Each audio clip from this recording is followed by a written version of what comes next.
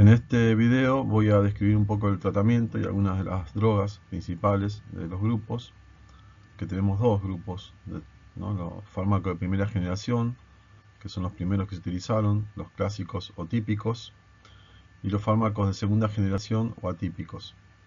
Entonces, los antipsicóticos se clasifican en primera o segunda generación. En los de primera generación tenemos el haloperidol, la clorpromazina, este fue el primero del grupo, el primer fármaco del grupo, la levomepromazina, molindona y pimosida. Y luego, entre otros, ¿no? Y luego tenemos los de segunda generación, como la risperidona, olanzapina, quetiapina, aripiprazol y clozapina. Algo en general, antes de ir a los grupos, lo que podemos decir de estos fármacos es que tardan varias semanas en controlar los síntomas de la esquizofrenia, y la mayoría de los pacientes necesitan terapia de mantenimiento durante muchos años. Son habituales las recidivas, aún en pacientes mantenidos bajo medicación. Eso yo lo había analizado en el video anterior en el gráfico, donde se veían brotes psicóticos a lo largo del tiempo. Y también lo que podemos ver es, por ejemplo, principalmente con la clorpromazina, con los antipsicóticos, que se los llama como fármacos neurolépticos. Ese término viene porque se solía aplicar a medicamentos que en experimentos humanos y animales han generado, o sea, en experimentos animales y en humanos, esa sería la frase correcta, han generado efectos relativamente notables en el antagonismo del receptor de dopamina, que es el D2. Luego vamos a ver que hay distintos receptores, bueno, en este caso el D2, con un peligro notable de la aparición de signos extrapiramidales. Tienen efectos en general sedantes y depresores del sistema nervioso central, pero al principio se los consideraba como tranquilizantes antes que por sus efectos antipsicóticos. O sea, ese fue su primer principio en cuanto a actividad. Esto es una regla mnemotécnica para acordarse las familias. A veces sirven, a veces no, depende de cada uno, pero por ejemplo, las pinas son todas las clozapina, olanzapina, quetiapina, por ejemplo, todas estas. Hay otra familia que son las donas, entonces tenemos risperidona, paliperidona, entonces todos los fármacos terminan en donas. Los PIP, como el aripiprazol, por ejemplo, RIP, como la cariprazina, y otros como la primavanserina. Importante entonces recordar cómo se forma la dopamina, cuál es la biosíntesis de la dopamina. La dopamina se sintetiza a partir de tirosina. La tirosina se produce a partir de la fenilalanina. La fenilalanina es un aminoácido esencial, quiere decir que lo tenemos que incorporar desde el exterior, con la dieta. La tirosina es un aminoácido no esencial, pero para producirse, para sintetizarla en el organismo, necesitamos el esencial, que es la fenilalanina. Si miramos bien la molécula de tirosina, vemos que acá hay un grupo oxidilo, acá hay un grupo carboxilo y acá hay un grupo amino. El primer paso de la conversión es por una enzima que es la tirosina hidroxilasa. Fíjense que entre esta molécula de tirosina y la L-dopa, que lo vamos a mencionar luego también en los tratamientos, hay un grupo oxidilo. Esto lo vamos a mencionar luego en Parkinson. Hay un grupo oxidilo extra. Eso lo produce la tirosina hidroxilasa. Y si comparamos la L-dopa con la dopamina, que es el neurotransmisor, vamos a ver que acá, donde estaba el grupo carboxilo, ya no está. Comparemos ahí. Eso es porque hay una enzima que extrae el grupo que se llama descarboxilasa de aminoácidos aromáticos. ¿Por qué aminoácidos aromáticos? Porque tenemos el anillo de los 6 carbonos con los 3 dobles enlaces, ¿no? Acuérdense que la base de los aromáticos, la molécula principal de los aromáticos, la que menos define, es el benceno, que es un anillo de 6 carbonos con 3 dobles enlaces. Que si no se simboliza con los 3 dobles enlaces, se simboliza con este anillo central. Bien, entonces vamos a describir los fármacos de primera generación, ¿no? Porque habíamos dicho que hay fármacos de primera generación y fármacos de segunda generación. Los de primera generación actúan bloqueando los receptores de D2. Controlan entonces los síntomas positivos, ¿no? Porque el receptor de D2 es el subtipo predominante en el cerebro y está involucrado en la mayoría de las funciones conocidas de la dopamina. Se localiza en el sistema límbico, que está en relación con los estados de ánimos y la estabilidad emocional, y también se hallan en los ganglios basales que controlan el movimiento. Fíjense que dice controla síntomas positivos, ¿no? Desde la vía mesolímbica, pero por bloqueo de la vía nigroestratial. La vía nigroestratial, yo dije que en el video anterior, era que era importante cuando estudiamos la enfermedad de Parkinson, ¿sí? Pero el tema que acá pueden aparecer por esta vía, por el bloqueo de esta vía, pueden aparecer los que se conocen como efectos extrapiramidales. Que aparece la palabra parkinsonismo, no quiere decir que estén provocando Parkinson, sino que provocan signos extrapiramidales similares a los que aparecerían en el Parkinson. Por ejemplo, reacciones distónicas, ¿no? Son contracciones musculares involuntarias, sostenidas o repetitivas. Disinesia, que son movimientos involuntarios, también, ¿no? Son repetitivos. Acaticia, que es la incapacidad para mantenerse quieto.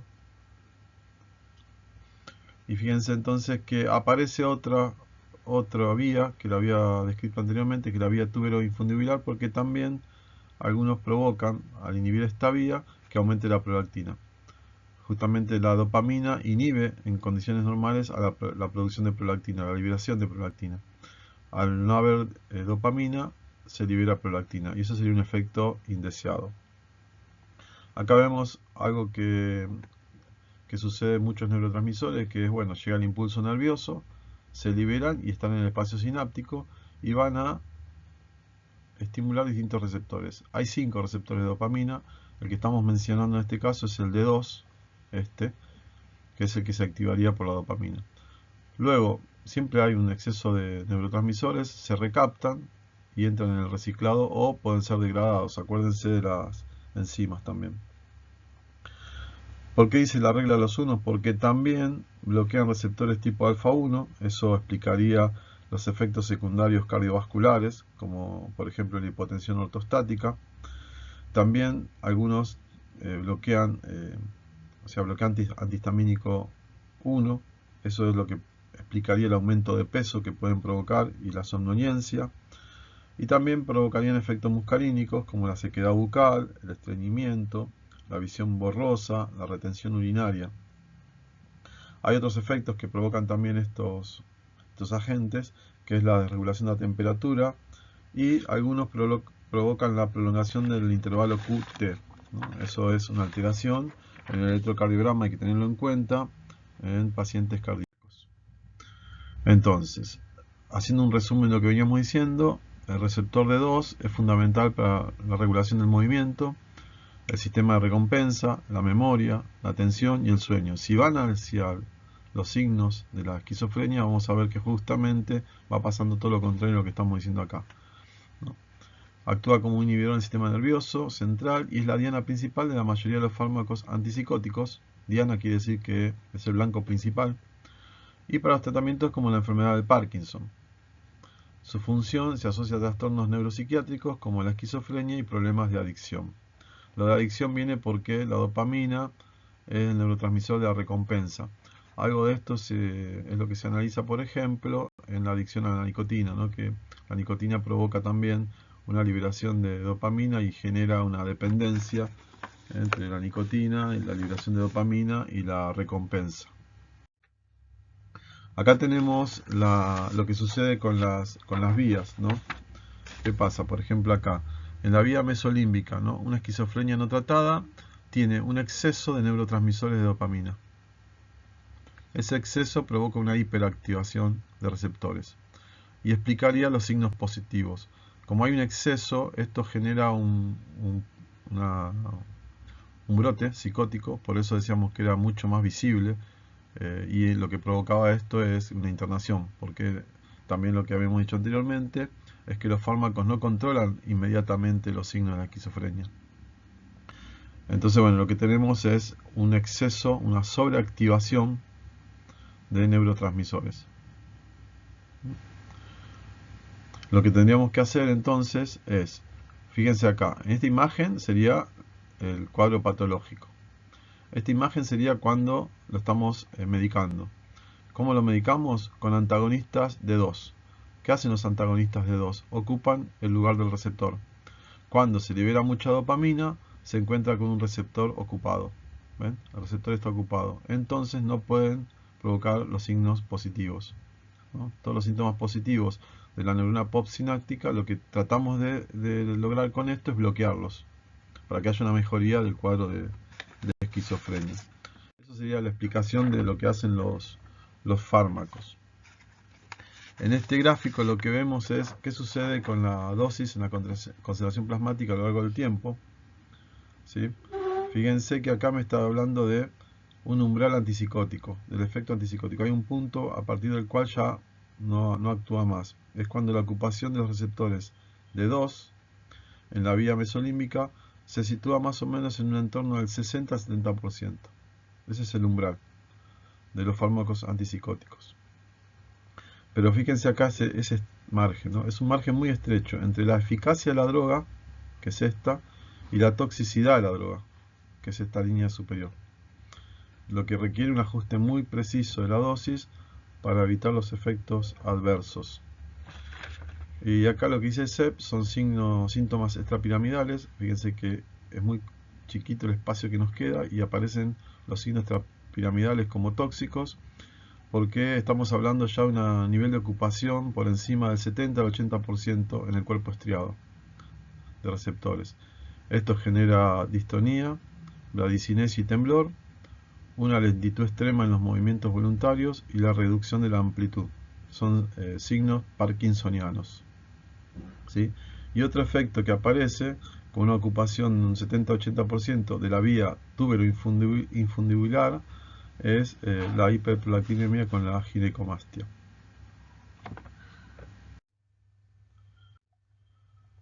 Bueno, el primer grupo, que son los farmacofenotiacinas, estos tienen efectos sedantes, pero a pesar de esos efectos sedantes no se utilizan como ansiolíticos, ¿no?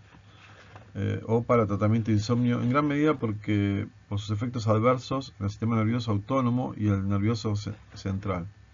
Incluyen a veces ansiedad profunda, inquietud como la caticia, como efectos secundarios adversos. La clorpromacina tiene una intensa acción sedante que puede ser un efecto adverso o un efecto terapéutico. Es ideal para los pacientes que poseen insomnio y útil en pacientes agitados, ¿no? Como para disminuir el nivel de agitación. Es un antipsicótico de baja potencia y con menor incidencia de síntomas extrapiramidales. Lo mismo la levomepromacina, lo mismo que para la clorpromacina.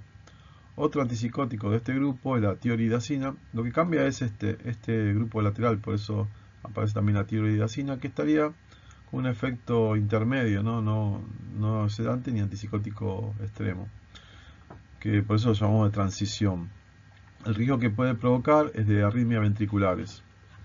Rara vez se asocia con alteración de movimiento, no produce somnolencia residual problemática. Tiene una notable actividad anticolinérgica y actualmente es un fármaco que está dentro de la línea de la segunda elección. En dosis altas, si las dosis son muy altas, puede producir efectos extrapiramidales. Fíjense acá entonces las fenotiacinas, lo que se utiliza generalmente la vía oral, dosis únicas para adultos, dosis diarias, o la intramuscular. Esto se reserva para pacientes que estén agitados y que deben ser sedados en forma rápida o en pacientes que no colaboran. Y hay efectos secundarios como los efectos sedantes, que pueden ser en algunos casos no necesarios como tratamiento y en algunos como un efecto secundario, efectos extrapiramidales y efectos hipotensores. La estructura típica es un núcleo tricíclico, fíjense 1, 2, 3 ciclos. Tienen alta liposolubilidad, o sea que no son polares, no son hidrofílicos, por lo tanto pueden atravesar la barrera hematoencefálica. Y la parte que es la amina terciaria, esta es la amina terciaria, la que dice 10. ¿Ven? Un nitrógeno unido a 3 carbonos distintos. Eso es una amina terciaria. Esta es la parte que interacciona con el receptor D2. Y después las sustituciones laterales se refieren a por ejemplo R2, acá puede haber distintas moléculas. Esas sustituciones son las que modifican la afinidad por otros receptores aparte del D2. Bien, otro fármaco que está dentro de este grupo, ¿no? Los de primera generación que habíamos nombrado anteriormente, acuérdense que lo habíamos clasificado en antipsicóticos de primera generación y segunda generación. Bueno, el haloperidol también está dentro de este grupo de la primera generación. Fíjense que no es tricíclico, no tiene 3 ciclos unidos como los anteriores. Esta es la molécula. Contiene un núcleo central que es una butiferona. Esta es la butiferona. 4 carbonos, 3, 4. Estos 4 carbonos son la parte butil. Butiferona porque tiene este grupo carboxilo. No es grupo carboxilo como los ácidos, sino que solamente tiene carbono doble enlace oxígeno. Eso es una acetona. Por eso se dice núcleo butiferona. Ferona viene por el anillo aromático. Tiene un anillo aromático clorado, que es este, anillo aromático con cloro. Y la amina terciaria, que es esta. Un carbono, 2, 3 carbonos. Eso es un nitrógeno unido a 3 carbonos. Esa es la composición química. Es una estructura más rígida, o sea, tiene menos flexibilidad conformacional. Esta rigidez estructural permite que la molécula sea más precisa en su unión al receptor de 2. No tiene capacidad tanto de moverse espacialmente, por lo tanto tiene mayor afinidad por el receptor de 2. Y eso genera que tenga mayor potencia con respecto a los anteriores, ¿no? Mayor potencia antipsicótica. Por eso tiene una mayor afinidad selectiva por D2 y menos afinidad por H1, M1 alfa 1. Acuérdense que estos no son los efectos deseados. Estos son los receptores secundarios que lo que me van a hacer presentar en cada uno de estos fármacos son más o menos efectos adversos. La semivida, una vez que se administra, es aproximadamente en promedio de 24 horas, está entre 12 y 36. El promedio sería... Bueno, algo importante es que los resultados experimentales muestran, ¿no? Los estudios clínicos muestran que el haloperidol, comparado con los antipsicóticos de baja potencia, que eran los anteriores, las fenotiacinas, tienen una clara superioridad en cuanto a la potencia antipsicótica. Y también se observan diferencias en cuanto a los efectos adversos, como el trastorno de movimiento, que fueron más frecuentes en el grupo del haloperidol, o sea, es lo que puse acá. Tienen como efecto adverso mayor efecto extrapiramidal. Ese es el problema con el haloperidol. Si bien es más potente como antipsicótico con respecto a los anteriores, menos sedantes con respecto a los anteriores, pero el efecto extrapiramidal también es importante tenerlo en cuenta. También el haloperidol es menos hipotensor que el resto. Está contraindicado su asociación con amiodarona porque prolonga el intervalo QT y ambos fármacos hacen lo mismo, entonces está contraindicado el uso con ambos por interacción farmacológica. Es útil para tratar los signos positivos de la psicosis y tiene escasa utilidad para tratar los signos negativos. Entonces eso hay que remarcarlo como algo importante. Signos positivos y escasa utilidad para tratar los signos negativos. Vemos en general los efectos adversos de estos grupos de primera generación. Bueno, dijimos que son antagonistas M1. Recuerden que las fenotiacinas, con respecto a M1, alfa 1, más que el haloperidol. Entonces aparecen los efectos llamados colinérgico muscarínico, porque desplaza la acetilcolina. O sea, la acetilcolina se tiene que unir al receptor muscarínico para producir su acción. Lo que hacen estos fármacos, la desplazan, bloquean la acción de acetilcolina y entonces producen efectos por antagonismo colinérgico. Me aparece boca seca, visión borrosa. Esto es debido a que afecta el músculo ciliar y no se puede realizar la correcta acomodación del cristalino. Retención urinaria, justamente el sistema parasimpático es el que permite el vaciamiento de la vejiga. Constipación porque afecta al peristaltismo. Embotamiento o blunting en inglés cognitivo. Por eso dice el bloqueo M1 se relaciona con una extensa cantidad de receptores relacionados con otros sistemas de neurotransmisión y por eso se habla de síndrome anticolinérgico. Eso lo puede producir estos fármacos. Recuerden que en el gráfico que había mostrado es que es muy estrecha la relación entre el efecto terapéutico y la dosis tóxica. Aquella dosis que logramos un efecto terapéutico, una concentración plasmática terapéutica con respecto a la concentración plasmática tóxica. El antagonismo adrenérgico alfa 1 puede causar mareo, disminución de tensión arterial. Esto es porque bloquean a los alfa 1 vasculares, ¿no? Disfunciones sexuales. También el antagonismo sobre receptores histamínicos puede producir sedación, y un efecto secundario importante es el aumento de peso. Hay un síndrome que también pueden producir que se llama síndrome neuroléptico maligno, que es grave, por eso es una emergencia médica, potencialmente fatal, asociado al uso de antipsicóticos. Especialmente aparece este con los de alta potencia. O también la retirada brusca, ¿no?, de agonistas dopaminérgicos. Los signos principales son falla autonómica, hipertermia mayor a 41 grados, radiomiólisis, fibras musculares que se pierden, se produce la lisis con la liberación de sus componentes intracelulares. Hay un riesgo de falla renal y arritmia. Este síndrome es importante tenerlo en cuenta porque es grave. Algo que mencioné como efecto adverso era los signos extrapiramidales y la producción excesiva de prolactina que llevaban los antipsicóticos de primera generación como efectos adversos. En este diagrama lo que vamos a analizar es cómo los antipsicóticos de segunda generación logran reducir esos efectos secundarios, tanto los síntomas extrapiramidales como la hiperprolactinemia. Fíjense, la dopamina normalmente actúa como un freno, inhibiendo la liberación de prolactina. Esto es fisiológico. Los antipsicóticos típicos de primera generación bloquean los receptores de dopamina. Al quitar ese freno, los niveles de prolactina aumentan, causando hiperprolactinemia. Esos serían los de primera generación. En condiciones normales, la serotonina tiene un efecto opuesto, ¿no?, a la dopamina. Su presencia estimula la secreción de prolactina.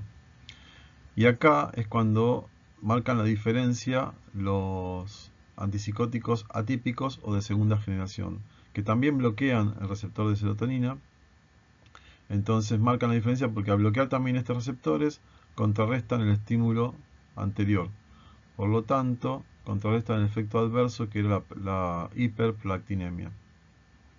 Entonces, otro efecto también importante es que los antipsicóticos de segunda generación reducen los síntomas extrapiramidales, porque al liberar un poco más de dopamina en áreas motoras del cerebro, eso contrarrestaría esos efectos extrapiramidales. Y controlan entonces el nivel de prolactina al disminuir el estímulo serotoninérgico, y de esta manera se compensa con el aumento de la prolactina provocada por la dopamina. Entonces ahora sí podemos ingresar al segundo grupo, analizar el segundo grupo, que son los antipsicóticos de segunda generación. Acá tenemos risperidona, olanzapina, quetiapina, aripiprazol, clozapina, entre otros. La risperidona no provoca bloqueo alfa ni bloqueo anticolinérgico. ¿Ven? Ahí tenemos dos efectos adversos menos. Se utiliza tanto para el tratamiento de la fase aguda como crónica. Y no produce efectos hematológicos. Eso es importante, ¿sí? No altera valores hematológicos. Sí está asociada a la hiperprolactinemia. Esta sí tiene efectos de ginecomastia, aumento de la producción de prolactina. Y en dosis altas, muy altas, puede provocar efectos extrapiramidales. La olanzapina tampoco tiene efectos hematológicos. Cuando decimos esto es por no produce granulocitosis, tampoco la risperidona, habíamos dicho anteriormente. Tanto la olanzapina como la quetiapina tienen una estructura semejante a la clozapina y tiene un perfil similar a la clozapina, pero con menos efectos secundarios. La quetiapina produce, entre otras cosas, sedación. El aripiprazol, acá está la molécula, es de acción prolongada. Ese se utiliza vía intramuscular una vez por mes para pacientes que no siguen el régimen, entonces que no cumplen con el régimen terapéutico vía oral. Podría ser esta una solución, digamos, temporaria para el tratamiento. Bien, y la clozapina, esto es importante, produce también sedación, pero se utiliza como último recurso en caso de esquizofrenia resistente. O sea, último recurso, eso es importante, cuando ya no hay otro fármaco que podría llegar a actuar o no están dando resultados. Hay un tema muy importante acá, que es que tiene como efecto adverso la agranulocitosis, por eso lo mencionaba antes acá como un positivo. O sea, requiere un control hematológico, pueden presentar incluso los pacientes convulsiones dependiente de la dosis. Su uso, como dije acá, se limita solo a pacientes refractarios. Bloquea los receptores muscarínicos, pero no provoca efectos extrapiramidales. Tiene mayor riesgo potencial para reducir la tendencia al suicidio, que eso también lo veíamos con el litio en el caso del tratamiento antimaníaco. Y también se puede utilizar en el tratamiento de las alucinaciones que aparecen en la enfermedad de Parkinson, como otros usos. Algo que quería agregar con respecto al aripiprazol, que es un antipsicótico de acción prolongada, por eso se da intramuscular en forma de depósito. Y bueno, refuerzo, ¿no?, que se da en casos de falla del cumplimiento del régimen terapéutico por vía oral. Otro dato muy importante que tenemos que analizar acá es el mecanismo, ¿no?, de estos neurotransmisores, de estos fármacos que actúan por dos mecanismos. Son bloqueantes de 2 y bloqueantes serotoninérgicos. O sea, acá esto le va a agregar, ya vimos, por ejemplo, con respecto a la hiperprolactinemia, le agregaba un efecto positivo. Y vemos que este doble bloqueo mejora los síntomas positivos de la esquizofrenia, mejora algo los negativos y reduce los efectos extrapiramidales. Ven, acá está simbolizado el antagonismo de los receptores serotoninérgicos. No se libera glutamato, el glutamato es excitatorio. No se libera GABA y sí aumenta la dopamina en el estriado ventral. Al aumentar la dopamina disminuyen los efectos extrapiramidales. No se produce, la otra vía sería que no se produce glutamato, que estimularía la liberación de dopamina y disminuye los síntomas positivos. Recuerden que cuando veíamos los síntomas positivos, el problema era un exceso de dopamina. Entonces, el glutamato, que en condiciones normales estimularía mayor liberación de dopamina si está inhibido por antagonismo de este receptor, entonces disminuiría los síntomas positivos. ¿Ven? Fíjense entonces, lo reitero. Acá, por ejemplo, glutamato, la vía glutamato, GABA, por estímulo del receptor de serotonina, provocaría una disminución de dopamina. Al provocar la disminución de dopamina, en condiciones normales estamos hablando, en el estriado ventral. Acá el problema que tenemos en esta vía es que al disminuir la dopamina me daría mayor efectos extrapiramidales. Entonces, al no producirse esta inhibición, aumenta la dopamina y por lo tanto disminuyen los signos extrapiramidales.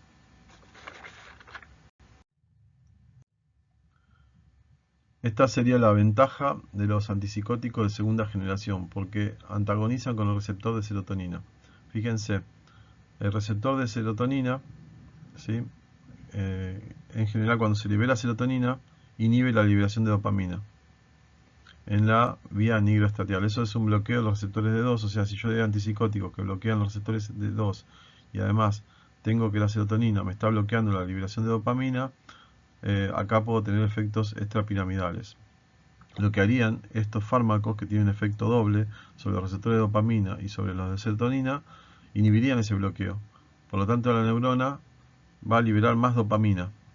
Al liberar más dopamina, algunos neurotransmisores pueden conectarse con el receptor y eso disminuiría los signos extrapiramidales. Por eso tienen menos efectos extrapiramidales que, por ejemplo, el haloperidol que veíamos antes. Acá, bueno, acá en este gráfico podría haber puesto los alfa 1. Esto es de una revista, la revista lo publicaron así. Podría haber puesto los alfa 1, H1, alfa 2 de antipsicóticos típicos. Pero lo que quieren mostrar acá es que estos básicamente actúan sobre receptores de 2. Y que los atípicos o de segunda generación tienen una gama mayor de receptores que son los serotoninérgicos. Entonces fíjense, esto disminuiría mucho los efectos secundarios de los anteriores. Efectos adversos. Esto es importante tenerlo en cuenta a la hora de medicar. Bueno, metabólicos, bueno, graves, puede ser aumento de peso, diabetes tipo 2, dislipemia, digo grave en el sentido de que es un efecto secundario muy importante. Acá vemos, por ejemplo, que la clozapina, la olanzapina, la risperidona son los que provocan aumento de peso. Ahora en un cuadro vamos a ver también otro más.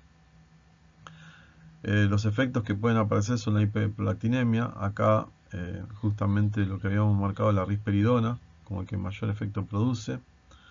También pueden producir sedación. En ese caso ahí estarían la quetiapina y la clozapina. Y acá vemos lo más importante, que es la clozapina en cuanto a la agranulocitosis, que habíamos mencionado como un fármaco, pero ya para tratamiento de esquizofrenia resistente.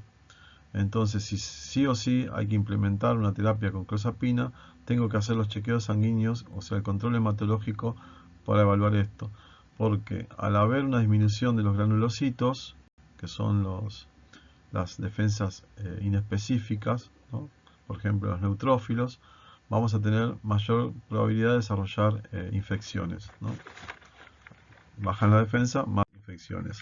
Bueno, en este cuadro dice algo de lo que estaba mencionando anteriormente.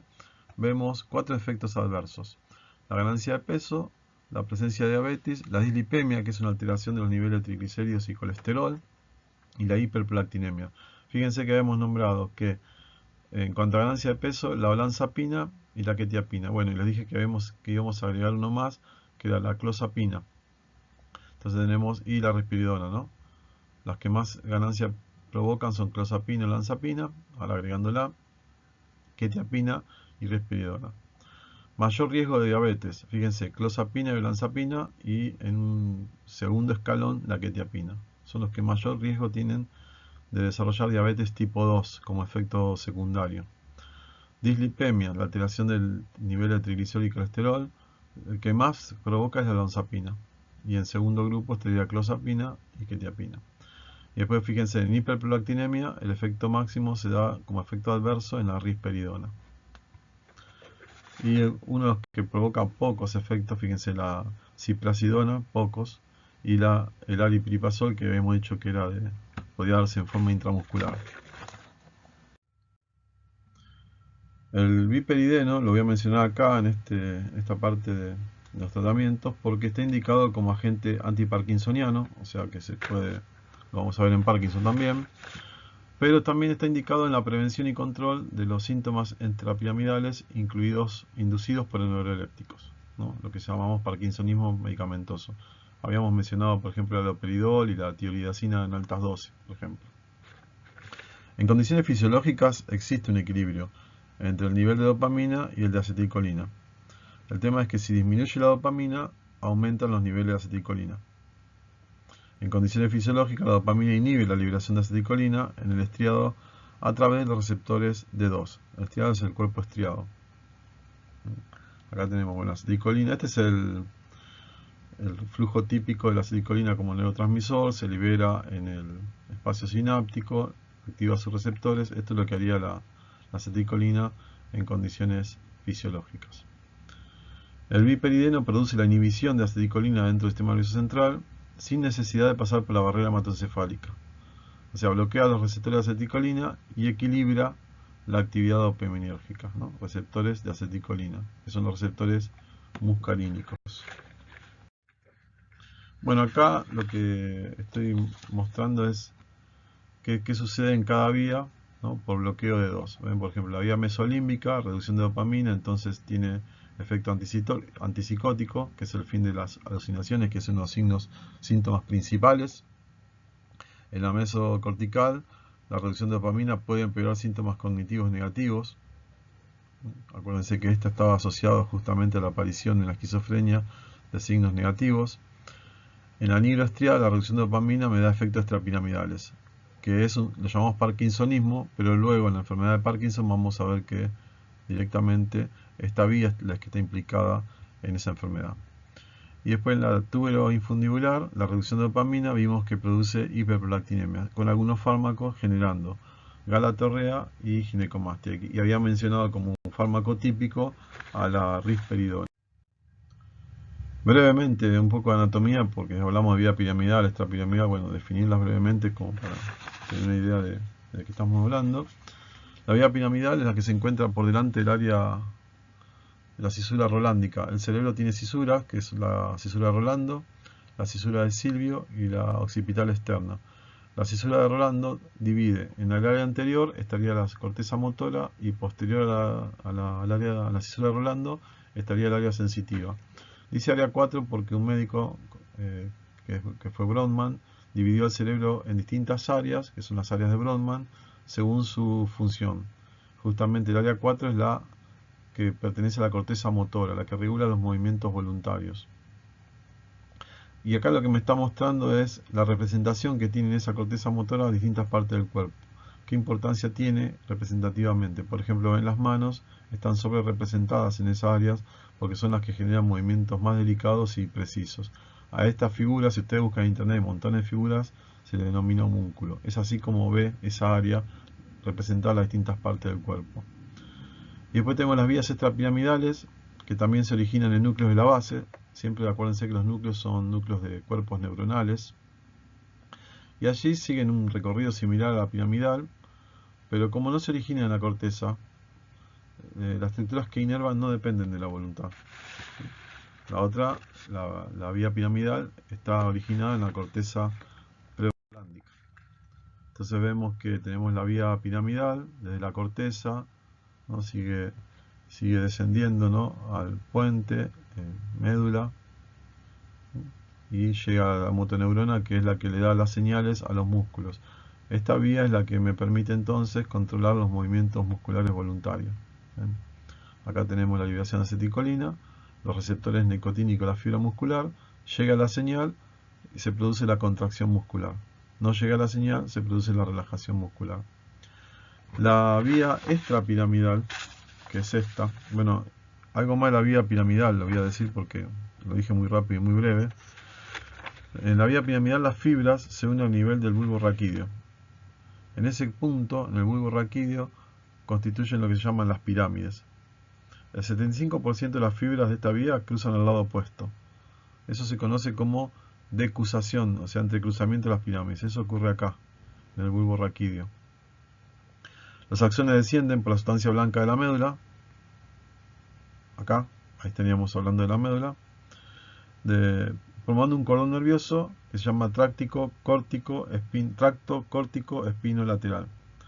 Un 25% de los axones que no cruzan, yo dije que un 75% cruzaban, a ese nivel constituye una vía piramidal directa, que sería el tracto córtico espinal anterior. Y la vía extrapiramidal, en su trayectoria ascendente, sus axones emiten colaterales. Por eso acá aparecen varios cuadritos. Que se unen a neuronas que se encuentran en diferentes núcleos, como por ejemplo, núcleos u órganos, por ejemplo, el cerebelo, acá tenemos, bueno, está en francés, es el cerebelo, los ganglios basales, el tálamo, y luego sí, descienden al tronco cerebral, fíjense que están conectados, médula espinal. Son los que regulan movimientos más generales y automáticos, como por ejemplo escribir, el tono postural, reflejos. Por ejemplo, escribir es un movimiento voluntario, pero hay partes que se hacen automáticas porque son repetitivas. Y además, la vía extrapiramidal es la que le da el freno a los movimientos piramidales, como un control de los movimientos piramidales. Está implicada entonces en el tono, la postura, el balanceo de los brazos, caminar, el movimiento rítmico como masticar, ajustes finos, ¿no? durante las acciones. Esa es la vía extrapiramidal. Es la que mencionamos varias veces, ¿no? Cuando aparecen los efectos extrapiramidales, justamente aparece todo lo contrario de lo que acabamos de decir. Entonces, fíjense acá, como un resumen general, que la vía piramidal es una vía córtico-espinal que va de la corteza motora hasta la médula espinal, permite movimientos voluntarios precisos. Bueno, y acá hay algunos ejemplos de cuándo esta vía puede ser dañada, ¿no? Y la vía extrapiramidal, que incluye principalmente estructuras de ganglios basales, como la sustancia negra, núcleo caudado, putamen, globo pálido, núcleo subtalámico, el tálamo. Y la función es modular, o sea, como ese freno que le da ese control, y regular el movimiento. No es la que la inicia,